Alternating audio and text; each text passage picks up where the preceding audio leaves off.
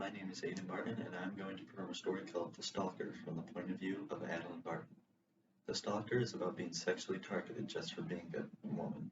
Let's begin. When I started college, my very first week, I had an experience that made me realize I have to start being careful because I'm a woman. It was something I never worried too much about growing up in a small town with privilege.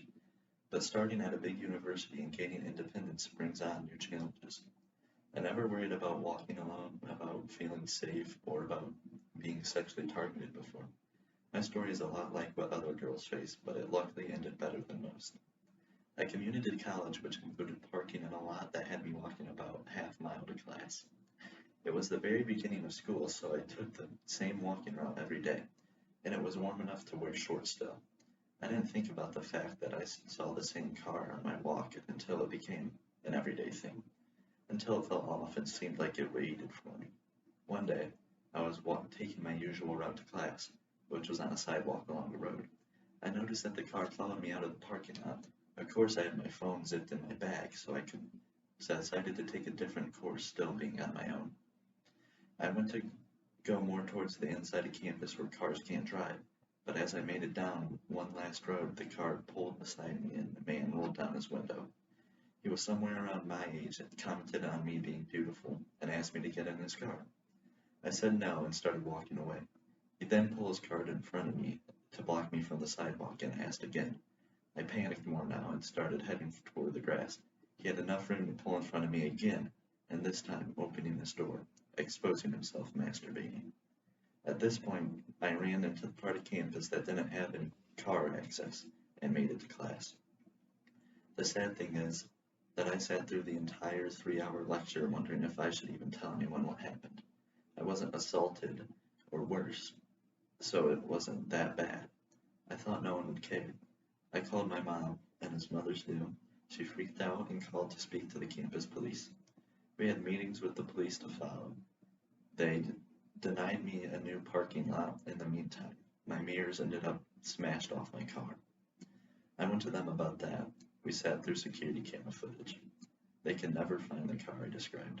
They did, however, find me walking from my car that day. The male police officer only commented on how I was wearing pretty short shorts and a tank top. They did nothing about my damaged car. They did nothing to offer extra security. They didn't even ever finish the case. I could have been more persistent, but at this point I just wanted to move on. I started walking an extra half-mile to class so that I would no longer be walking along the road. I met friends to walk with, and I never had another issue with that person. I learned a lesson that a woman will be looked at as victim by some, and that as a woman you may need to stand up for what is right a little more than what seems necessary.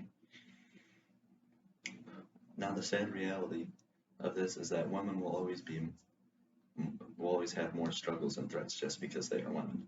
The men who think they can do anything to women simply because they are more physically dominant are disgusting.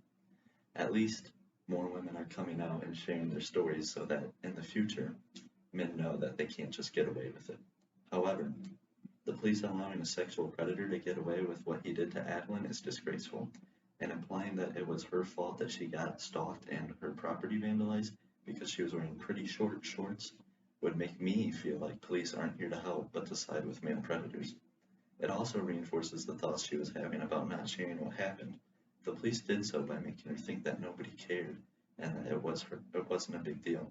By denying her a new parking lot, the police inhibited the predator to vandalize her car. Luckily for Addie and for the police, nothing worse happened. He made Addie believe that it was her fault that she was targeted, but in reality, it is never a woman's fault for being stalked, assaulted, or any other criminal attacks on them. As a whole, everyone needs to do better at being respectful, helpful, and allowing women to feel safe in our world.